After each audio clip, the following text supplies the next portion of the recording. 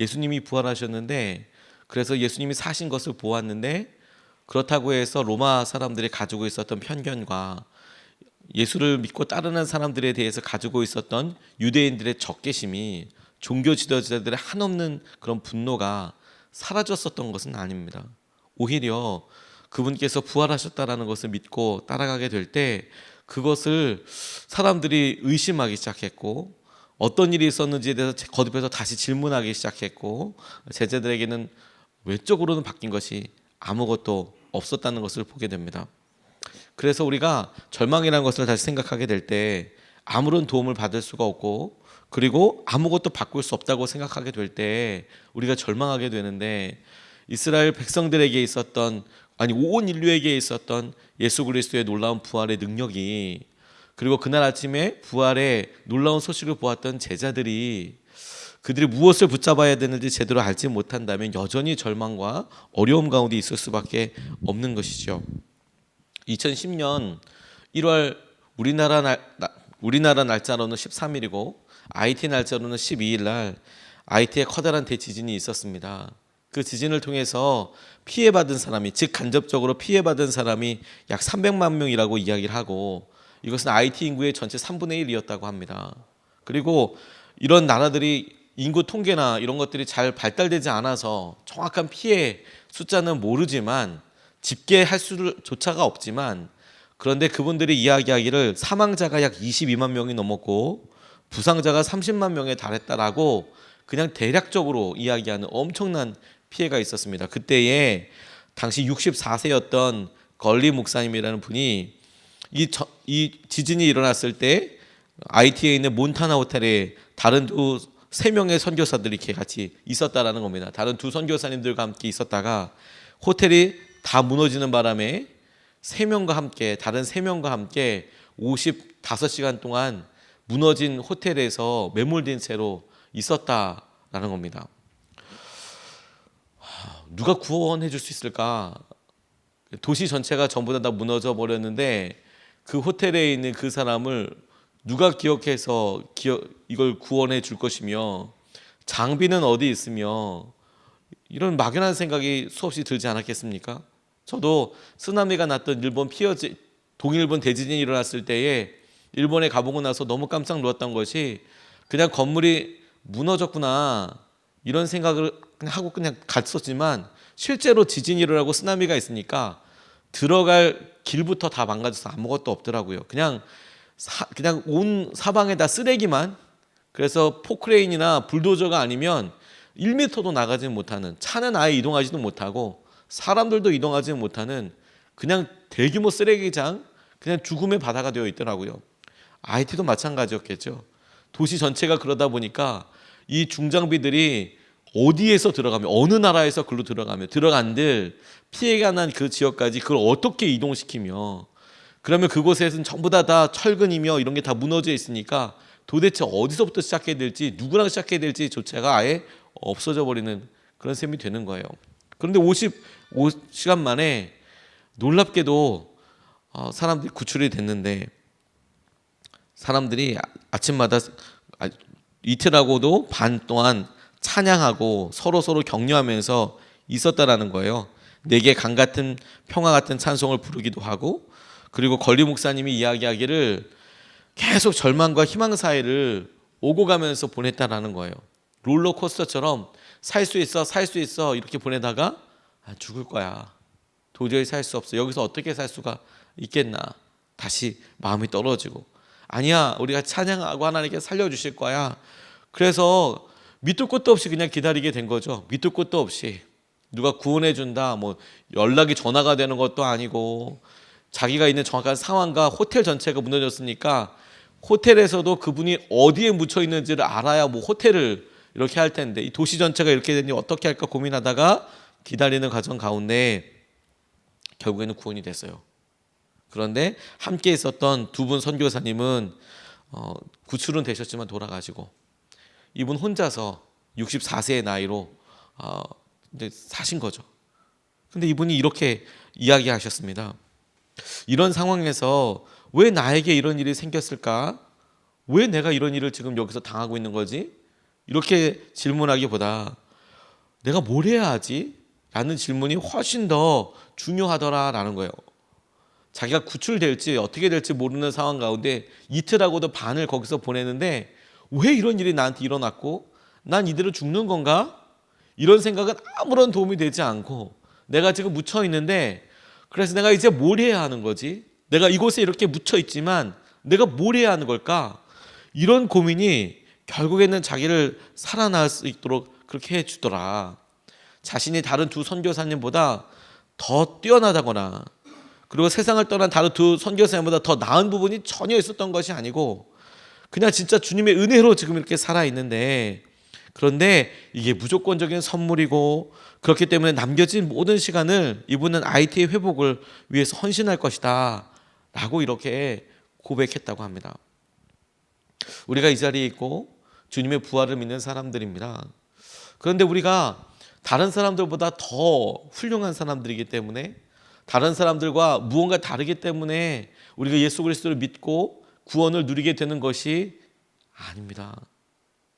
주님께서 우리를 죄의 쓰나미와 같이 모두가 다 죽어가는 가운데서 구원해 주시고 그래서 우리가 그분을 만나게 되고 그분을 통해서 우리가 산 소망 되신 예수 그리스도를 고백하고 만나게 되는데 이것에는 주님의 놀라운 은혜와 개입하심이 있었기 때문에 가능한 것인 거죠. 근데 이렇게 주님께서 우리에게 절망에서 놀라운 은혜의 손길로 생명으로 부활이라는 것으로 우리에게 다가오실 때에 우리가 아무것도 할 수 없다고 생각하는 것에서 나아가게 될 방향과 그리고 오늘서부터 우리가 계속해서 가져야 될 영적인 목표를 저는 이사야에게서 보게 되었습니다. 주님 상황은 전혀 바뀌지 않고 주님을 믿는다는 믿음과 주님이 우리를 구원하신다라는 고백과 주님이 우리에게 생명이시다라는 것을 우리가 온전히 믿는데 그런데 주님 바뀌어 있는 것은 아무것도 없습니다. 우리가 무엇을 믿고 나아가야 할까요?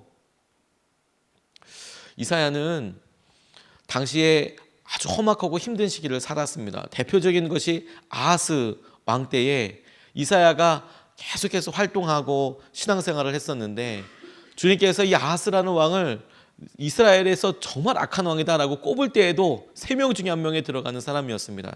심지어 이 사람은 남유다의 왕이었는데 우상 숭배를 어찌나 했든지 이스라엘의 왕이라고 소개될 정도였어요. 이걸 몰라서 그렇게 한 게 아니라 남유다의 왕이었는데도 불구하고 북이스라엘의 왕들처럼 우상 숭배하고 뭐 이런 악한 힘이 뭐 그게 다르니까 유다 왕이라고 이야기하지 않고 기자들이 이걸 역사를 쓰는 사람들이 그냥 이스라엘의 왕이다 이 사람은 그냥 이스라엘의 왕일 만큼 진짜 엄청나다 우상 숭배와 이런 일이 아주 심했던 사람입니다. 그런데 주님께서 놀라운 것은 뭐냐면 그 시기에 외적으로는 아수르가 쳐들어와서 여러 번 외세에 휩쓸림을 당하게 되고 아하스 왕의 아들이었던 히스기야 왕 때는 아하스와는 다른 믿음의 고백이 있었지만 북이스라엘이 호세아 왕 때에 망하게 되고 히스기야 때는 그 북이스라엘을 멸망시켰던 아수르가 와서 남유다를 포위하고 여전히 힘들게 하는 일들이 발생하게 되었거든요. 그러니까 내적으로도 외적으로도 너무 힘든 시기를 살았던 이사야에게 하나님께서 주신 것이 딱 한 가지였어요. 메시아가 오게 될 것이다. 메시아가 오게 될 것이다. 초림하게 되실 메시아가 마침내 오게 될 것이다 라는 약속을 주셨는데 그런데 부활을 경험한 우리들에게 주님께서 이 부활의 시대에 그리고 하나님께서 하신 여러 은혜들을 주님 다시 오신다는 재림과 함께 약속과 붙잡고 있는 우리에게 상황은 바뀌지 않았음에도 불구하고 주님께서 이사야를 통하여서 그 어려운 시기에 기도하게 하셨던 것이 우리가 날마다 붙잡기에도 너무도 비싼 영적인 상황이 되는 것이죠. 첫 번째 그가 기도했던 내용을 감감히 보면 그가 그렇게 어렵고 힘든 순간에 끊임없이 구했던 기도의 제목은 은혜를 구하는 것이었습니다. 주님 은혜를 주십시오. 은혜를 허락해 주십시오. 2절 말씀에 보면 주님 우리에게 은혜를 베풀어 주십시오. 우리가 주님을 기다립니다 라고 고백하고 있습니다. 어려울 때 우리를 돕는 분이 주님밖에 없습니다. 더군다나 주님께서 우리에게 행하신 약속들이 이루어지기 위해 우리가 뭔가 노력하고 우리가 끊임없이 매진하는 것도 우리의 삶에서는 중요할 수 있겠지만 결정적으로 우리의 삶을 바뀌시고 우리의 삶에 눈을 뜨게 하셔서 우리의 모든 영적인 현실을 변하게 하시는 것은 하나님에게서만 오게 되는 것이거든요. 우리가 주님을 기다린다는 것은 아무것도 안 한다는 게 아닙니다. 오히려 주님 뜻이 모든 것이 주님 뜻대로 이루어지게 되고 그리고 주님께서 하신 일들을 바란다라는 의미예요. 지난 수요일에 오만에서 사역하시는 선교사님 한 분이 오셨습니다. 그래서 참 귀한 말씀을 담담하게 이렇게 전해주시는데 너무 큰 은혜와 도전이 되었습니다. 지금 당장 할 수 있는 사역이 아무것도 없어서 사람들을 만나고, 왜냐하면 모든 사회적인 구조도 그렇지만 아예 그곳에서 예수님을 믿는 사람들은 아예 선교사님들을 빼고는 전혀 없었고, 그 선교사님이라는 것도 이 나라 전체를 다 더했을 때에도 20유닛이라고 부르는데, 그게 뭐냐면 가정이든 싱글 혼자 선교사 갔던 분이든 선교사라서 오신 분들이 한 20가정 정도 된다는 거예요. 그러니까 다 더해도, 가족을 다 더해도 100명이 되지 않는 겁니다. 100명이. 이분들이 그 나라에서 전체 예수님 믿는 사람들이라는 거예요. 선교사 빼고는 아무도 믿지 않는 것. 근데 우리나라도 그런 적이 있었습니다. 우리나라도 처음에 아펜스로 선교사님이 오시고 그리고 언더우드 선교사님이 오셨을 때 그랬고, 나라가 아예 열어주지 않았습니다. 외국 사람들이 들어오는 것을 허락해 주지 않았습니다. 이 오만이란 나라는 외국 사람들이 들어오게 되는 것, 그래서 거주하게 되는 것, 이걸 허락해 준 지가 10년 정도밖에 안 됐습니다. 10년, 12년 정도. 아예 선교사님들이 들어올 수 없을 정도로 왕국을 이루고 있었고, 다스리던 왕이 석유가 펑펑 나니까 굳이 외국에서 누가 와서 이렇게 할 필요가 없는 거죠. 그래서 아예 열지 않았습니다. 그런데 길이 열리고 선교사님들이 들어갔어요. 근데 모두가 다 이슬람인 거예요. 모두가 다. 그리고 다 부자들인 겁니다. 사회복지시설이 엄청 잘 돼 있는 거예요. 펑펑 나는 석유 가지고 그냥 뭐 필요하면 그거 막 뭐 병원 짓고 뭐 짓고 다 지어버리는 거예요. 불편한 게 없죠. 근데 선교사님들이 가서 사역을 하고 만나고 교제하고, 그래서 간신히 기회가 되고 친밀하게 되면 예수님을 전하고, 그런다고 해서 그분들이 100% 다 영접하는 것은 아니거든요. 마음에 너무 절망감이 있더래요. 그리고 이 젊은 분이 선한 목적에서도 같이 있을 때도 참 귀하게 사역하셨던 분이었는데, 근데 결단하고 부부가 거기 들어간다고 생각할 때 사람들이 다들 왜 어려운 곳으로 가네, 너무 어려운 곳으로 가네. 그게 되게 희망이고 기쁨이더라고요. 와, 저분들이라면 한국에서 목회해도 참 잘할 텐데, 어느 나라에 가도 참 좋을 텐데. 근데 이분들이 그냥 결정하신 게 뭐냐면 아무도 예수님 믿지 않는 곳에 진짜 가겠다. 그래서 오만이라는 나라를 갔어요. 자기가 가서 하는데 이분이 이렇게 간증하셨습니다. 자기가 할 여러 일들 중에서 찬양도 마음대로 할 수 없고 예배를 또 마음대로 드릴 수 없으니까 사막에서 찬양을 하는데 그렇게 황량할 수가 없다는 거예요. 차를 끌고 1시간만 나가도 진짜 광야와 사막이 그냥 펑펑 펼쳐지는데 아무도 없고 아무 소리도 없고 뭐 사람을 만난다는 거 있을 수 없고, 근데 그곳에 가서 그냥 찬양을 주 앞에 실컷 드리는 거예요. 기타를 들고. 사막에 하나님 이게 변한다고 하던데 진짜 변하는 거 맞습니까? 근데 자기 눈에는 이 사막이 너무 현실인 거예요. 지금 바로 앞에 있고 이 사막이 그냥 앞에 있는 어린이 놀이터의 모래사장 정도가 아니라 그냥 밑도 끝도 없이 보이는 이 끝이 없는 이 광야와 사막 가운데 찬양을 하고 그러면 마음이 답답하고 이게 영적인 현실처럼 느껴지게 되고, 근데 어느 날 비가 엄청나게 왔답니다. 1년에 이 오만이라는 나라는 강수량이 60mm라고 합니다. 60mm. 우리나라는 1500mm입니다. 60mm 정도가 온대요. 1년에 몇 번 안 온답니다. 몇 번 와도 지면이 젖어 있다라는 느낌이 유심히 봐야 될 정도로 비가 아예 거의 오지 않는 나라랍니다. 그런데 3일 동안 폭우가 막 쏟아지더라는 거예요. 그런 일은 뭐 기상 관측상 있지도 않았고 어떻게 이런 일이 있나 이런 생각이 들 정도로 비가 엄청나게 오더라는 거죠. 그곳에 살던 사람들도 다 이런 일은 자기 평생에 처음이라고 그렇게 이야기를 하셨대요. 그러고 나니까 도시 전체가 거의 마비가 되고, 왜냐하면 비가 안 오기 때문에 배수 시설이 별로 아예 거의 필요가 없었거든요. 그런데 폭우가 내리니까 배수 시설이 없는 거예요. 제대로 갖춰지지 않은 거니까 도시 전체가 물바다가 되는 거죠. 뭐. 그리고 그 물이 거쳐질 때까지 마치 노아의 홍수가 끝날 때까지 기다렸던 것처럼 시간이 필요한 거예요. 며칠이 지나고 나서 물이 다 빠졌습니다. 그래서 이제 식료품도 없고 어디 뭐 나가서 이걸 뭐 구해야 되니까 차를 끌고 나갔는데 깜짝 놀랐다는 거예요. 왜 깜짝 놀랐냐면 자기가 평소 때 기도하고 그렇게 시간을 달려서 갔던 그 광야의 사막 한가운데에 차를 타고 다른 도시로 이렇게 가려고 보는데 세상에 그 사막 한가운데에 호수가 있더라는 거예요. 호수가. 사막 한가운데 비가 와서 거기에 호수가 있고 강을 이루고 있더라는 거예요. 파랗게 사람들이 그 주위에 있고 너무 놀랐다고. 근데 주님께서 그 장면을 보시면서 본인한테 이렇게 이야기하시는 것 같더래요. 이름을 부르시면서 야야 누구야? 사막에 샘이 넘쳐 흐르고 사막에 강이 되고 사막에서 이런 생수가 흘러나게 될 거다. 봐라 된다. 너무너무 큰 은혜가 되었노라고, 위로가 되었노라고. 주님께서 우리에게 부활절과 같은 날을 주신 것은 우리의 퍽퍽하고 절망할 수밖에 없는 삶에서 주님께서 우리를 은혜로 구원해 주시고 하나님께서 하시는 것을 붙잡고 나아가라고 우리에게 희망을 주신 것입니다. 그리고 주님께서 이사를 통해서 우리에게 얘기하시는 것이 그런 은혜가 날마다 필요하다는 거예요. 날마다. 부활절 한 번이 아니라 날마다 필요하더라. 아침마다 우리의 능력이 되어주시고 어려울 때에 우리의 구원이 되어주십시오 라는 겁니다. 날마다 새로운 날이 시작되게 될 때 신기하게도 우리의 절망감과 우리가 할 수 없다라고 생각하는 이 마음이 같이 살아서 똑같이 조금만 시간이 지나고 아무 생각 없을 때에는 그냥 평안할 때에는 이러다가 우리가 예배 마치고 돌아갈 때에나 첫 번째 전화를 할 때에나 우리가 사랑하는 가족들과 이야기할 때에나 어느 순간에 우리의 염려와 걱정이 같이 오롯이 우리에게 실제가 되고 중심이 되는 것을 보게 돼요. 근데 주님께서 우리에게 날마다 누리는 은혜에 대해서 아침마다 너희를 돕는 은혜에 대해서 말씀하시고 이야기하고 계세요. 휘튼 대학이라는 대학의 한 학생이 고난의 때에 자기를 향한 하나님의 은혜를 깨닫고 다음과 같은 자기의 신앙 고백을 이렇게 썼습니다. 나는 은혜를 믿습니다. 예수님이 십자가 위에서 단번에 모든 것을 이루신 단회적인 은혜뿐 아니라 매일 내 삶에 스며드는 은혜, 불가피하게 죄를 지을 때 나에게 제공되는 용서의 은혜, 나에게 현재와 미래의 구속을 제공하는 은혜를 믿습니다. 하지만 이러한 믿음 이상이 있습니다. 바로 깊은 고통입니다. 나는 기쁨보다 더 자주 죄의 포로가 됩니다. 이해할 수조차 없는 고달픔이 있습니다.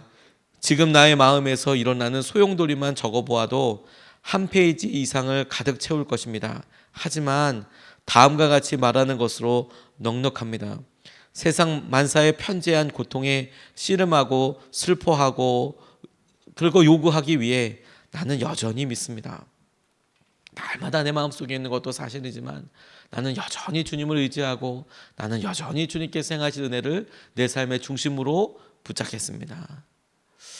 주님께서 우리에게 부활의 은혜를 주신 것은 365일 중에서 어느 하루를 주는 것이 아니라 우리 하루의 24시간 중에서 아침의 시작을 하나님께서 말씀하시고 우리에게 주신 은혜로 시작하라고 그렇게 말씀하시고 붙잡아 주시는 거예요.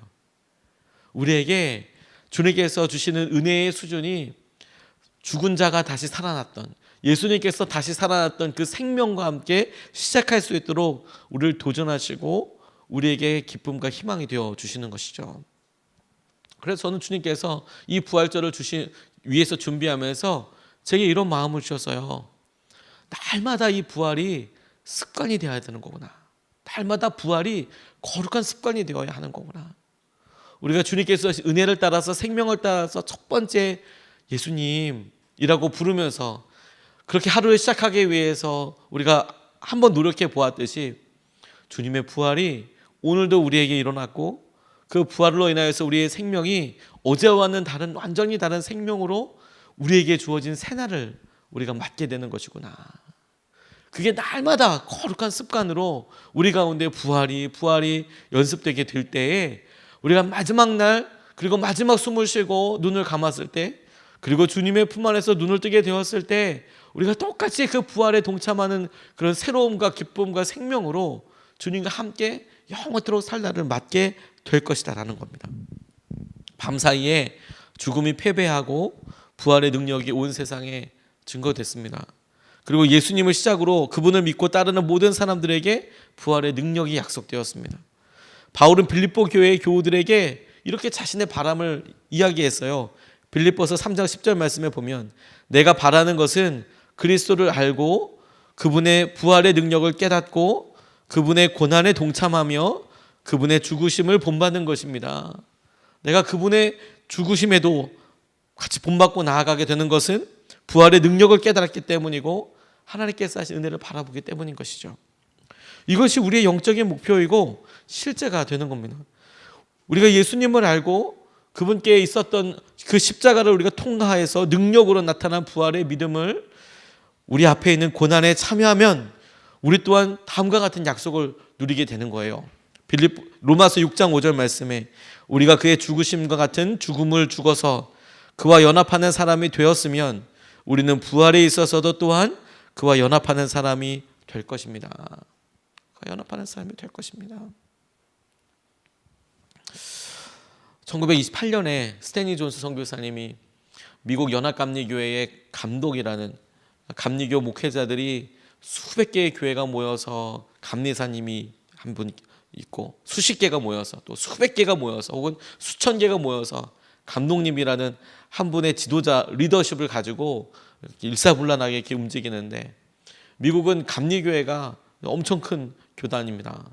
그런데 거기에 감독으로 뽑히신 스탠리 존스 목사님이 내 부르심은 자신의 부르심은 선교라고 말씀하시고 하루 만에 감독직을 내려놓고 선교사 일을 가셨습니다. 근데 이분이 열심으로 선교하고 인도 선교를 그렇게 마친 후 미국에 돌아와서도 복음으로 열심히 전했는데 69세에 뇌출혈로 쓰러지셨어요. 69세에 뇌출혈로. 제가 저희 아버지 뇌출혈로 쓰러지실 때 보고 뇌출혈에 대해서 그리고 옆에서 같이 간병하면서 보다 보니까 이게 외상과 같은 거더라고요. 머리 안에 있는 피와 응고되어 있는 것들을 어떻게든 약으로 녹여보기도 하고 너무 긴급할 때는 진짜 긴급할 때는 수술도 한다고 하지만 그게 그렇게 수술 자체가 그렇게 효과적이진 않습니다. 왜냐하면 이미 뇌 안에 있는 여러 이런 이미 이제 상처들이 난 이런 피와 이런 압력과 이런 것들이 이미 뇌에 영향을 주기 시작하거든요. 그러면 이게 언어가 안 되기도 하고 걸을 수가 없기도 하고 마비가 되기도 하고 죽을 수도 있는 그런 무서운 그런 거더라고요. 근데 69세에 우리로 이야기하면 이제 풍을 맞으신 거예요. 뇌출혈로 쓰러지셨습니다. 새벽 2시부터 사람들에 의해서 발견된 그날 아침 7시에 5시간 동안 전신이 마비되어서 꼼짝도 할 수 없었대요. 이제 막 뇌출혈이 탁 났을 때 전신이 마비되어서 그리고 오랜 기간 동안에 그렇게 그냥 누워 있는 거죠. 딸 유니스 매튜가 왔을 때도 나는 지금 죽을 수 없다. 마지막으로 해야 할 일이 남아있다. 이렇게 이야기하시더라는 거예요. 은퇴하고 69세에 미국으로 돌아와서 69세 때 일을 뇌출혈했는데 그때서 다시 한번 내가 해야 될 일이 있다라고 이야기하더라는 거예요. 근데 그래서 투병 생활을 시작하는 겁니다. 이제. 그런데 간호사한테 이야기했답니다. 이렇게 누워서 이제 다리도 움직일 수 없고 자기 몸이 말 같지 않고 막 이러니까 아침마다 자기를 만날 때마다 이 간호사한테 나사렛 예수의 이름으로 말하노니 명하노니 일어나라 이렇게 나에게 명령해 주세요. 간호사한테 그렇게 이야기했다는 거예요. 나사렛 예수 그리스도의 이름으로 명하노니 일어나라 이렇게 이야기해 달라고. 간호사도 민망하긴 하지만 그렇게 날마다 기도해 주대요. 그렇게 문을 열고 들어갈 때마다 나사렛 예수 그리스도의 이름으로 명하노니 스탠리 존스 너 일어나라 이렇게 간호사가 이야기해 주는 거예요. 근데 그럴 때마다 이 스탠리 존스 선교사님이 아멘 그리고 막 일어나려고 하는 거예요. 근데 그렇게 하다가 실제로 일어나셨어요. 그런데 여기서 완성되지 않습니다. 그리고 나서 바로 선교사로 나가셨어요. 그리고 20년 동안 선교 사역을 합니다. 그래서 89세에 인도에서 묻히게 됐어요. 근데 이분에게 두 번째 뇌출혈이 왔습니다. 그분 우리나라 나이로는 85세 때, 그리고 이제 외국 나이로는 83세 때 뇌졸중으로 또 쓰러지게 됐어요. 한참 사역을 하고 있을 때. 내가 예수 그리스도를 명하노니 일어나라. 그래서 일어났어요. 일어나서 인도로 갔어요. 열심히 사역을 하고 있었어요. 근데 이제 83세에 우리나라 나이로 85세에 또 뇌졸중이 왔어요. 두 번째로. 몸도 움직일 수 없게 됐답니다. 말도 못하게 됐답니다. 그런 상황에서 이 스탠리 존스 선교사님이 죽기 전 몹시 쇠약해진 몇 달 동안 거의 마비된 입술로 놀라운 책의 원고를 불러주기 시작했대요. 이제 움직일 수 없으니까. 이제 89세 때까지 뇌졸중으로 이렇게 사는 거죠. 짧고 때때로 뒤죽박죽했지만 그 책이 예수님에 대한 충실함을 고백하는 스탠리 존 선교사님의 최후 선언이었답니다. 그 중요한 구절에 이런 이야기가 있어요. 내 믿음에는 상처가 많지만 그 상처 아래에 의심은 없다. 그리스도께서 내 전 존재의 동의와 내 평생의 협조를 받아 나를 붙드신다. 내가 부르는 노래는 명곡이다. 중년의 환멸과 노년의 냉소와 더불어 잦아드는 젊은 혈기로 잠시 부른 노래가 아니다. 이제 나는 83세이다. 그러나 내가 처음 믿음의 길에 발을 들여놓았던 18살 때보다 내가 그리스도인이라는 사실에 더욱 신명이 난다. 내가 처음 18살 때 예수님을 믿었던 것보다, 내가 선교사로 열심히 사역해서 한참 사역을 했던 때보다, 그래서 내가 뇌출혈로 쓰러져서 내가 다시 재기할 수 있을까? 라고 고민했던 때보다 다시 일어나서 내가 이 몸을 이끌고 인도에서 열심히 사역해서 와, 기적이야 라고 생각했던 삶을 살았던 때보다, 그리고 다시 뇌출혈로 쓰러져서 뇌졸중으로 쓰러져서 이제 내 인생의 마지막을 맞아야 되는 거 아닌가? 라고 생각하고 있는 그때에 생각해 보니까 내가 18살 때보다 내가 지금 그리스도인이라는 사실에 더욱 신명이 난다. 더욱 기쁨이 나고 더욱 놀라운 내가 내게 있다. 우리가 주님께서 오늘 부활하신 날 주님이 행하신 일로 참으로 기쁨을 누립니다. 이것은 놀라운 기적입니다. 근데 우리가 잊지 말 것은 여러분, 오늘이 우리가 주님께서 함께 하시기 때문에 누리게 되는 가장 놀라운, 가장 큰 기쁨을 누리는 그날이기도 하지만, 그러나 우리 인생 전체를 놓고 봤을 때 여태껏 살아왔을 때는 가장 놀라운 기쁨의 날이고 우리에게 주셨던 생명을 경험하게 되겠는 바로 그날이지만, 우리의 인생 전체로 본다면 우리에게는 아직도 한 번도 경험해보지 못했던 기쁨과 한 번도 경험해보지 못했던 은혜가 남아있다는 거예요. 날마다 해마다 하나님께서 하신 은혜와 충만함 우리가 경험하게 될 줄로 믿습니다. 이것이 우리에게 날마다 큰 기쁨이고 하나님께서 행하시는 도전과 은혜가 될 줄로 믿습니다. 오늘 이 부활절 이 새벽에 우리 같이 말씀 붙잡고 두 번 기도하고, 제가 축복 기도하고 그리고 이제 자유 기도를 하게 될, 개인 기도 하시면 될 텐데요.